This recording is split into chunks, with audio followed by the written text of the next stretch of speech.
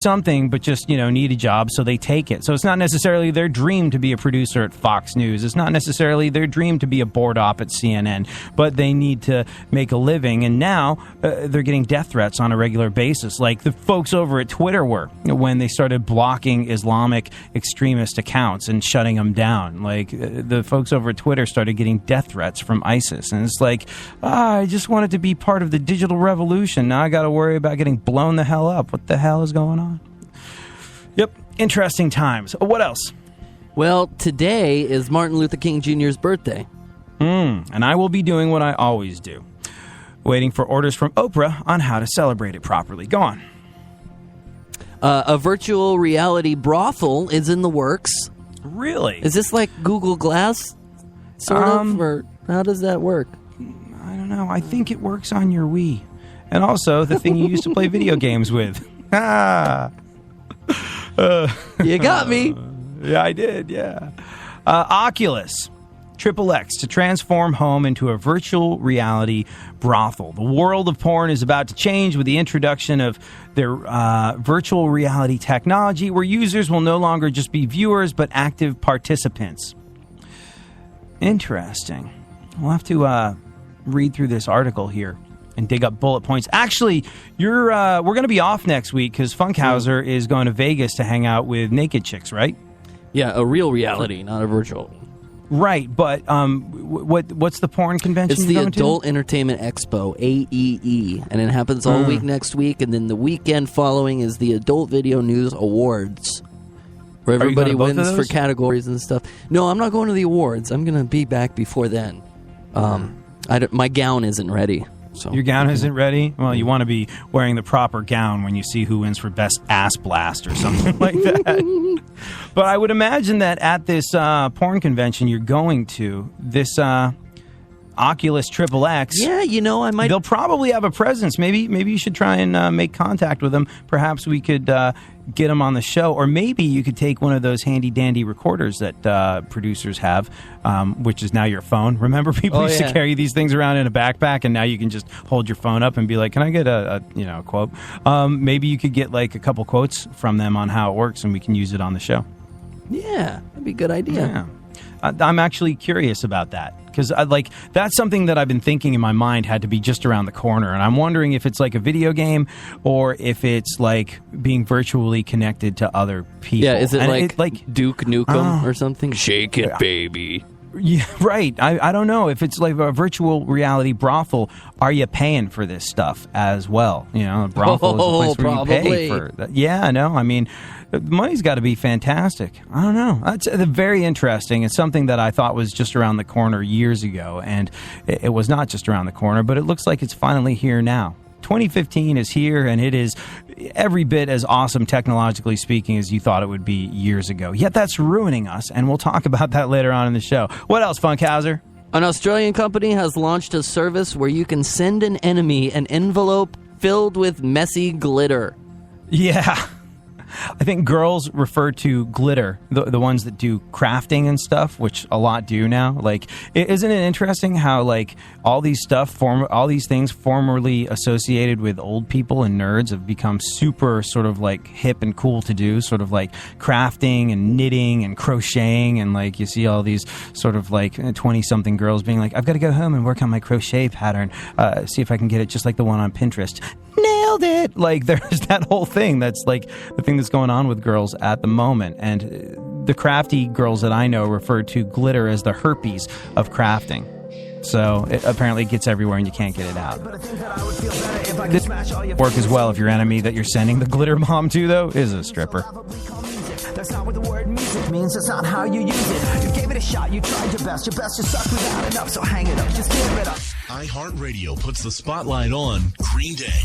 Green Day traces its roots to Sweet Children, a band childhood friends Billy Joe Armstrong and Mike Dirnt formed when they were 15. They changed their name to Green Day, slang term for marijuana, and drummer John Kiffmeyer joined the group. The renamed band became an underground success, primarily by playing at punk club 924 Gilman Street in Berkeley, California. Kiffmeyer left in 1990 to attend college and was replaced by the Lookouts drummer Trey Cool.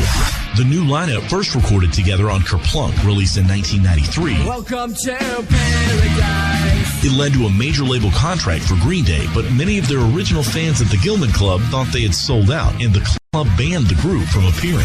Dookie, their major label debut, was recorded in only 3 weeks and released in 1994.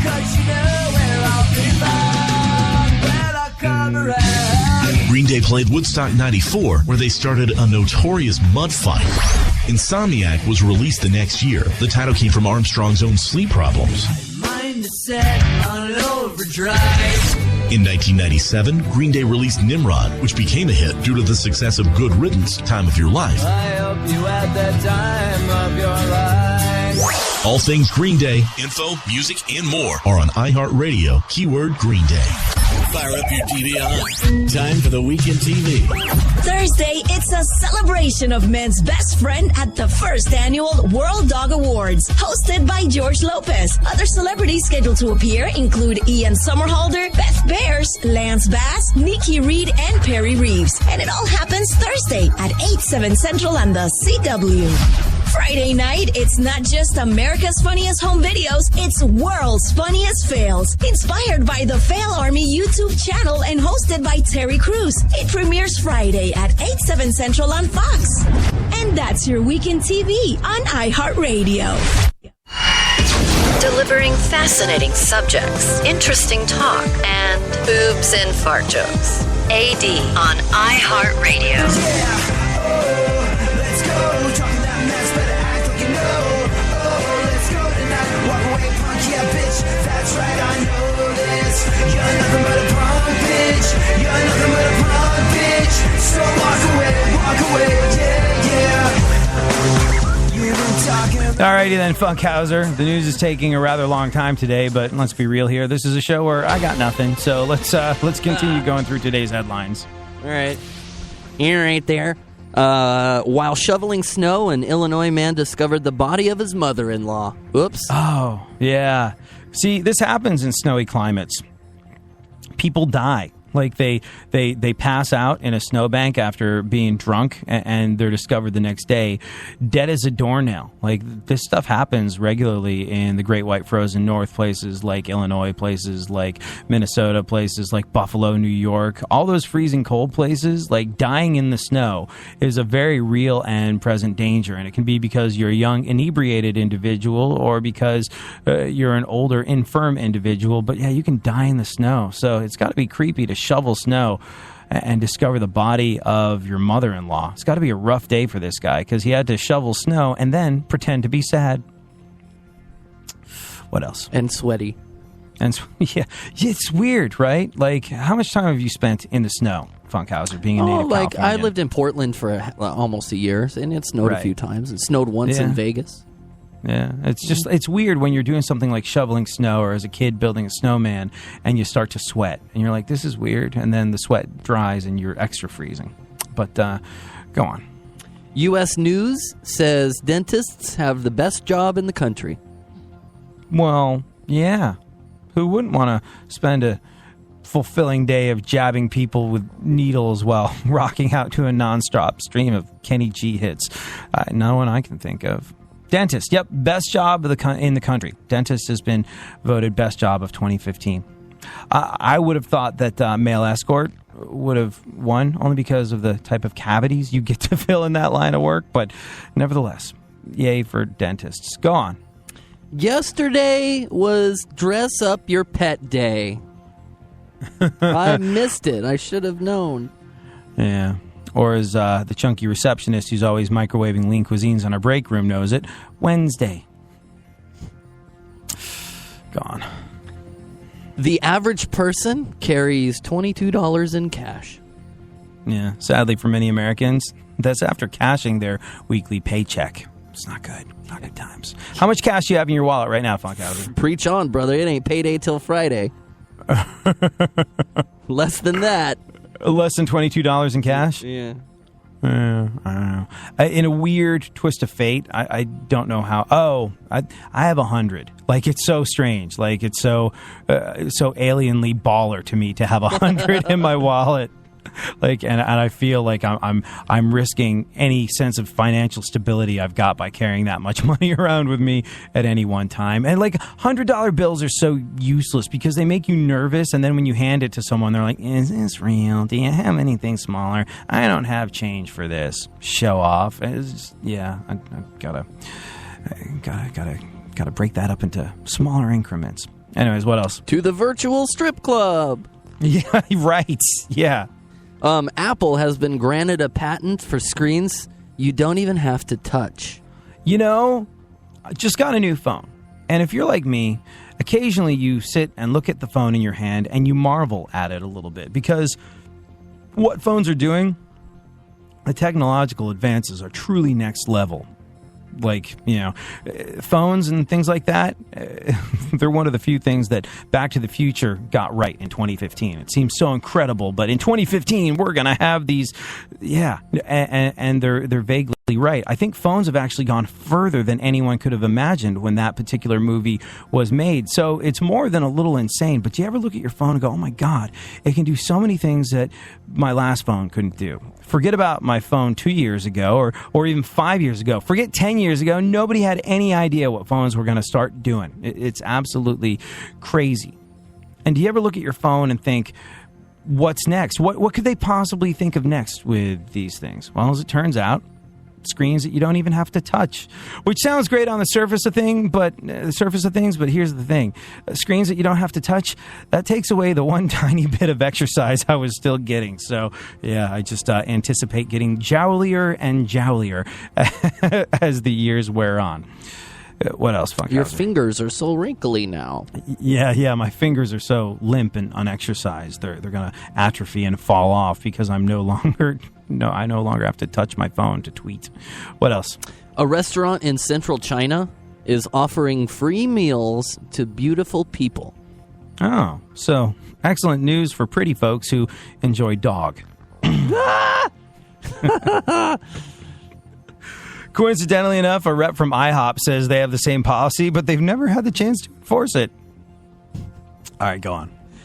If he runs for president again, Mitt Romney reportedly wants to make poverty a central theme of his campaign. Mm-hmm. Yep.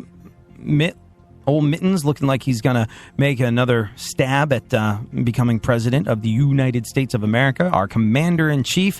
And he says he's going to make poverty a central theme of his campaign. And he's already taken steps to do this. In fact, I think he's already launched an exploratory committee to find out what exactly poverty is. Is that like that thing where you can't afford the third Learjet for your fleet? Oh, the humanity. Go on. Mike Huckabee criticized the Obamas for letting their daughters listen to Beyonce. Well, I mean, yeah, but this is what I was talking about in the show earlier. Politicians say things that they don't necessarily believe to be true because they know it can gain them voters and money and things like that and campaign support. And this sort of like ignorant speech can line your campaign coffers reasonably well when you make broad, ridiculous, sweeping statements about pop culture icons. Basically, Huckabee made the statement in order to win the all-important cranky old white guy vote. What else? One of Charlie Hebdo terrorists, one of those terrorists, used to be roommates with the underwear bomber. You know, I saw that. Can you imagine what it must have been like to be roommates in that particular situation? Like the roommate fights they used to have. Like, you mean like if you were the third roommate? Or if you were, just one of those two. Like, Ahmed, it's clearly labeled Habib's nitroglycerin. And there's less of it here than there was last night. Now, what the hell is going on? Who's been dipping into my supply? What else?